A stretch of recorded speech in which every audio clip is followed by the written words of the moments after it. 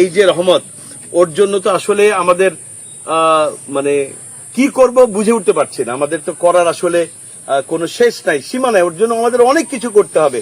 তবে আমি আপনাদের সামনে এই রহমতের জন্য আমি আমার ব্যক্তিগত তহবিল থেকে রহমতের জন্য ৭৫,০০০ টাকা নিয়ে এসেছি।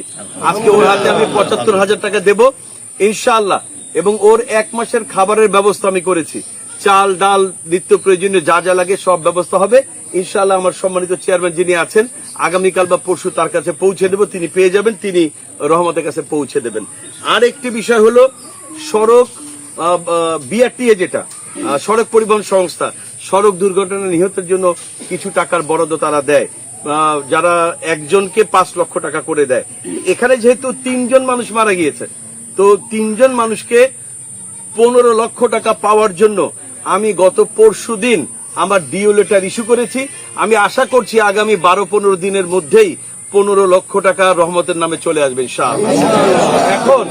এখন একটি কথা আছে, কথাটা হলো এই যে রহমতের তো গার্জিয়ান বলতে এখানে কেউ নেই।